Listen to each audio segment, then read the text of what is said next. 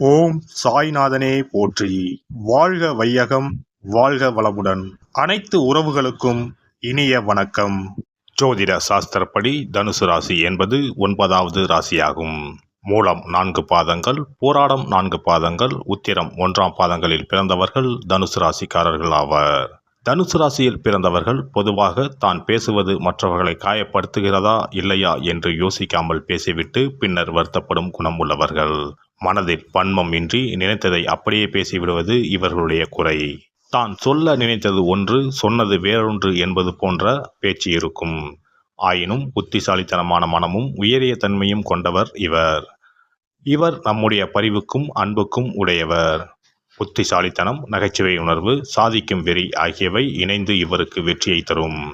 உலகில் தன்னை விட சாதுரியமாக செயல்படுபவர் யாரும் இல்லை என்ற எண்ணம் கொண்டவர். எது செய்தாலும் நேர்மையாக செய்வார். பாசாங்கு, ஏமாற்றுதல், மோசடி ஆகியவை இவரை பேரதிர்ச்சிக்கு உள்ளாக்கும். அகன்ற தலையும் விரிந்த நெற்றியும் கொண்டவர். பொதுவில் உற்சாகமான நட்பை வரவேற்கும் வெளித்தோற்றமும் கொண்டவர். பளிரென்ற விழிப்பான கண்களை கொண்டவர். இவர்கள் நல்ல உயரமான விளையாட்டு வீரர் போல் உடற்கட்டு அல்லது சாதாரண உயரத்திற்கும் குறைவாக உறுதியான உடற்கட்டுடன் இருப்பார். பொதுவாக ஓரிடத்தில் அமைதியாக இருக்க மாட்டார்கள். தனுசு ராசி ஆண்கள் பூர்வ புண்ணியத்தின் பயனால் இந்த குரு ராசியில் பிறந்துள்ளனர். எனவே இவர்களுக்கு வெற்றியும் அதிர்ஷ்டமும் மகிழ்ச்சியும் அதிகம். இவர்களுக்கு அதிர்ஷ்ட தேவதை எப்போதும் துணையிருப்பாள். மண்ணை தோண்டினாலும் பொன்னாக விளையும். தனுசு ராசி ஆண் படிக்கிற காலத்தில் இருந்தே ஆசிரியருக்கு பிரியமானவராக இருப்பர். நன்றாக படிப்பார்கள். சேட்டைகள் செய்வதில்லை. கீழ்ப்படிதல் உள்ளவர்கள். குரு பக்தி, தெய்வ பக்தி உடையவர்கள். நிதானமாகவும் மரியாதையாகவும் நடந்து கொள்வார்கள். மாணவர்கள் மத்தியில் தலைமை பொறுப்பில் இருப்பார்கள். Group leader, team leader, school leader என்று படிப்பு சம்பந்தப்பட்டவற்றில் தலைவராக இருப்பார்கள்.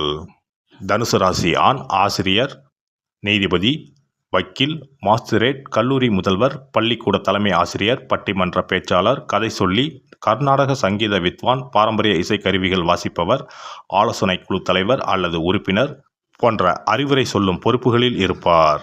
தனுசு ராசி ஆணுக்கு சொந்த பந்தங்கள் இருப்பது அறவே பிடிக்காது. ஆனால் நல்லது கெட்டதுக்கு கண்டிப்பாக போய் வருவார். வாழ்த்துவார், உதவுவார், பரிசளிப்பார். தாமரை இலை தண்ணீர் போல ஒட்டாமல் உறவாடுவார். தன்னை ஒட்டிக்கொண்டு ஒட்டுப்புல் போல சொந்தங்கள் இருப்பதை விரும்ப மாட்டார். சிரமப்பட்டு சொந்தக்காரர்களின் வீட்டு விசேஷங்களுக்கு போவது கிடையாது. தன் வசதிப்படி போய் நல்ல பரிசுகளை கொடுத்து மகிழ்ச்சிப்படுத்துவார். நிதி மேலாண்மையில் தனுசு ராசிக்காரர் கெட்டிக்காரர்.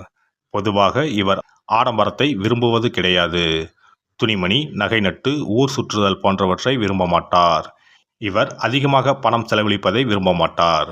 ஒரு பொருள் வாங்கும்போது கலர் டிசைனை விட உழைப்புக்கு மதிப்பு கொடுப்பார். அதிக காலம் உழைக்கும் பொருளையே வாங்குவார்.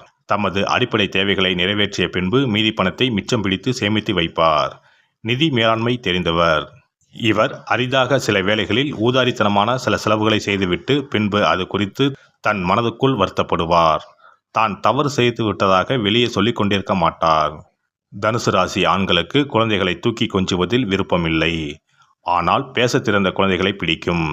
அவர்களின் அறிவை ரசிக்கும் வகையில் அவர்களை கதை சொல்ல சொல்லியும் ரைம்ஸ் சொல்ல சொல்லியும் கேட்டு மகிழ்வார்.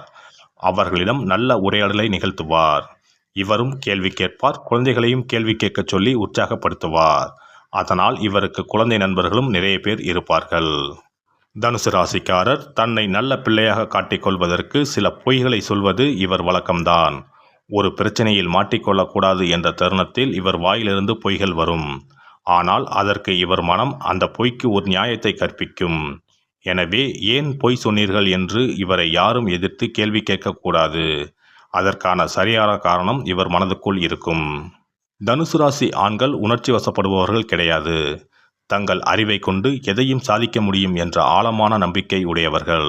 எனவே மற்றவர்கள் கருணையோடு பார்க்கும், அலசி பார்க்கும் விஷயங்களை இவர் கருத்தில் சார்ந்து ஆராய்ந்து விளக்குவார்.